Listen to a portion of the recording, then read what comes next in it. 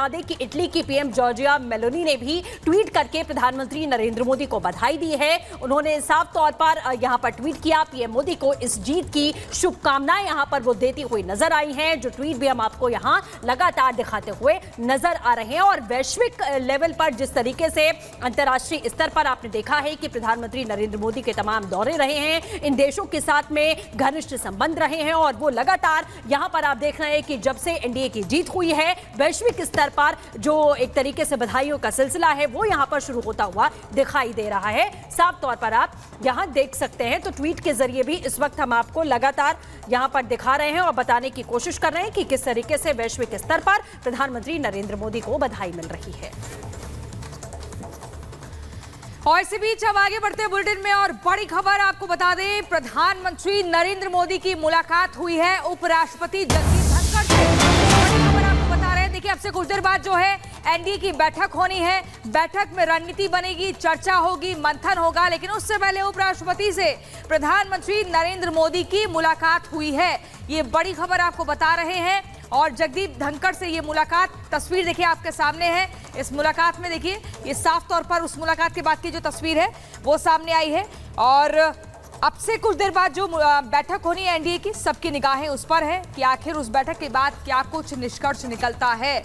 और इसी खबर पर लगातार ग्राउंड जीरो से हमारी टीम बनी हुई है और चलेंगे हम दीपेश के पास। Dipesh, over to you.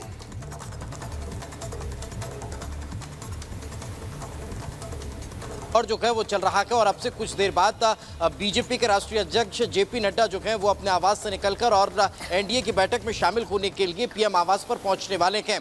दूसरी तरफ चंद्रबाबू नायडू अपने आवास पर पहुंच चुके हैं, नीतीश कुमार जो है वो अपने आवास पर मौजूद हैं और एनडीए के तमाम घटक दल जो है वो दिल्ली पहुंच चुके हैं। और अब भविष्य के रणनीति को लेकर चर्चा जो है वो अब से कुछ देर बाद प्रधानमंत्री आवास पर होने वाली है। आखिर क्या फॉर्मेशन होगा इस सरकार का, उसको लेकर मंथन होगा, कैसे काम चलने वाला है उसको लेकर मंथन होगा। एक तरफ आपको बता दें कि भारतीय जनता पार्टी और प्रधानमंत्री नरेंद्र मोदी अगले 100 दिनों का जो है वो विजन तैयार कर चुके हैं, रोड मैप तैयार है, सरकार कैसे काम करनी है वो तैयार है। लेकिन अब एनडीए के घटक दल के साथ मिलकर सरकार को कैसे चलाना है उस पर मंथन जो है वो अब से कुछ देर बाद होने वाला है। और उस बैठक में तमाम मसलों को लेकर बातचीत होगी जिस पर हम लगातार चर्चा कर रहे हैं, चाहे पोर्टफोलियो का जिक्र हो, चाहे समर्थन पत्रों का जिक्र हो, वो तमाम चीजें आज स्पष्ट होती हुई नजर आने वाली है। जयंत चौधरी को आपने सुना, वो साफ तौर पर कह चुके हैं कि हम पहले भी साथ थे और अभी भी साथ थे और हम शाम को अपना समर्थन पत्र भी सौंप देंगे जी। यानी तो जहां दीपेश एनडीए की ये बैठक होने वाली है अब से थोड़ी देर बाद, वहीं टीडीपी की एक और बैठक हो रही है। टीडीपी के सांसदों की बैठक हो रही है।